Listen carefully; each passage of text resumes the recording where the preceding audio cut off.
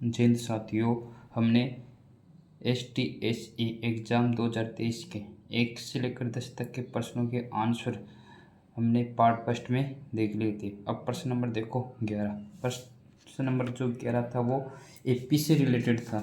AP जानते हो आप, समांतर श्रेणी से related.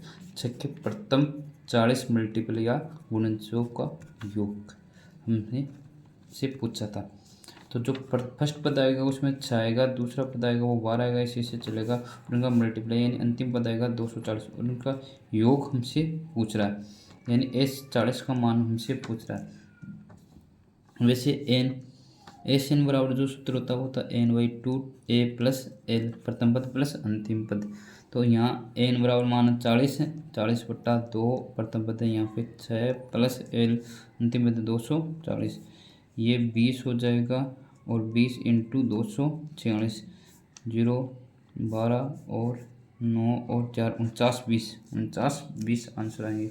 In first option is right answer. प्रश्न नंबर देखो 12। प्रश्न नंबर 12 में हमें दिया हुआ है, प्रश्न नंबर 12 हमें दिया हुआ है 4 शीर्ष दिए हुए हैं और समांतर चतुर्भुज के शीर्ष हैं और हमसे चर का मान पता है। समांतर चतुर्भुज में हम जानते हैं, मान लो ये समांतर चतुर्भुज है, इसका पहला शीर्ष है 1 और 2, दूसरा शीर्ष B 4 और 3, तीसरा शीर्ष है C अक्ष और 6 और D शीर्ष मान दिया हमने 3 और 5। तो इसके जो विकर्ण होते हैं वो आपस में समद्विभाजित करते हैं, ये पॉइंट है। अर्थात इन दोनों का जो मध्य बिंदु आएगा वो भी इन दोनों के मध्य बिंदु के बराबर। इन दोनों का मध्य बिंदु कितना आएगा, ये एक ही पॉइंट लेना है वैसे तो मैं। पहला जो है पॉइंट आएगा, फर्स्ट पॉइंट आएगा वो आएगा 4 + 3 यानी 7/2 और दूसरा जो आएगा 3 + 5 यानी 4 आएगा। हमें ओनली इससे मतलब है, इन दोनों से मध्य बिंदु आएगा अक्ष +1/2 बराबर 7/2 या 7/2 और 2 से 2 कैंसिल, अक्ष बराबर मान आएगा 7 - 1 बराबर 6।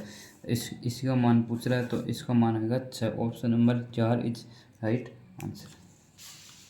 अब प्रश्न नंबर देखो, ये ओनली ऑप्शन से रिलेटेड प्रश्न है, इसमें ज़्यादा वो नहीं है। दो संख्याओं का अंतर कितना 26 है और पहले एक संख्या दूसरी संख्या कितनी गुणी है 3 गुणी, तो वैसे ये अंतर 26 नहीं आ रहा है पहली बात तो इसमें, और ये 4 गुना हो रहा। दूसरा देखो, ये अंतर इसमें 26 है परंतु ये 3 गुणी 33 होती तब होता। ये 13 3 39 है और इसमें अंतर भी कितना 26 का, यानी option number C is right answer. इनमें अंतर है 24 का अंतर है परंतु 3 गुणी है परंतु 24 का अंतर है, 26 का अंतर नहीं है। तो option number C is right answer. Only option base पर आधारित प्रश्न था ये। प्रश्न नंबर 14, जो प्रश्न नंबर 14 हमें दिया हुआ 10a + b बराबर √3 है, 10a - b बराबर 1/√3 है और हमें 0 डिग्री से लेकर से बड़ा a + b का मान और 90 के बराबर या 90 से छोटा a बड़ा है b से, तो हमसे पूछ रहा है। तो हम जानते 10a + b बराबर हमें दिया है, बताओ √3। √3 जो मान होता है वो हमारा 10 के पदों में बताओ किसका होता है, 10 60 का मान होता है।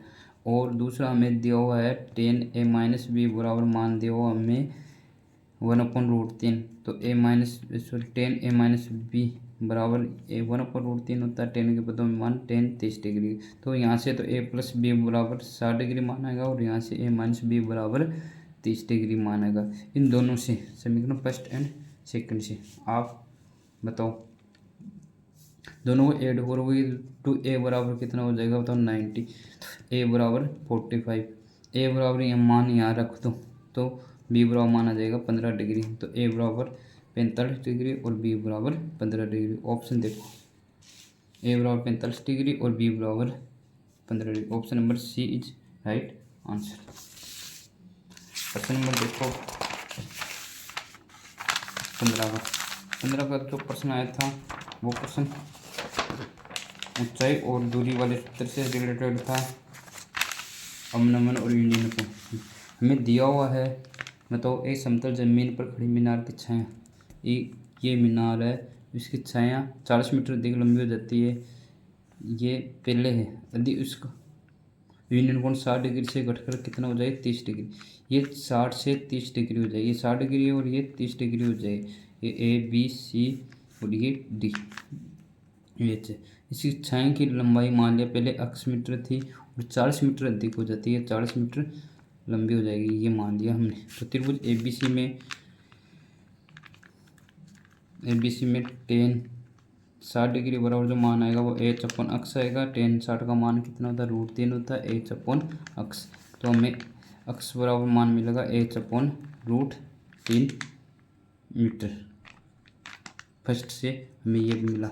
दूसरे से देखो, अभी दूसरे से त्रिभुज ए बी डी में टेन 30 बराबर मान होगा हमारा एच अपन अक्स प्लस 40। टेन 30 का मान 1/√3 एच अपन अक्स प्लस 40। तो यहाँ से ये हो जाएगा h√3 बराबर अक्स प्लस 40। यहाँ से अक्स का मान यहाँ रख दो, तो h√3 बराबर एच अपन √3 प्लस 40। दोनों को एक साइड में ले लो, तो h√3 माइनस एच अपन √3 बराबर 40। तो ये हो जाएगा 3h माइनस एच मतलब 2h बराबर 40√3। 2h बराबर 40√3। इतना समझ आ रहा? इधर इधर लेकर जा रहा हूँ मैं। एच तो एच बराबर मान आ जाएगा हमारा 20√3 मीटर। एच ही हमसे पूछी, मीनार की ऊंचाई पूछी है, तो एच बराबर मान आ जाएगा 20√3 metre. Option number C is right answer. अब प्रश्न देखो हमारा 16 नंबर का प्रश्न। 16 नंबर का जो प्रश्न दिया हुआ है वो देखो। इसमें मिनट की सुई की लंबाई 14 सेंटीमीटर दी हुई है और 5 मिनट में निश्चित को। ये हमारे एक मान लो वॉच है या घड़ी है हमारी। मिनट की सुई है, ये 5 मिनट में ये जो एंगल थीटा बनाती है वो 30 डिग्री का बनाती है और इसकी लंबाई दी है 14 सेंटीमीटर।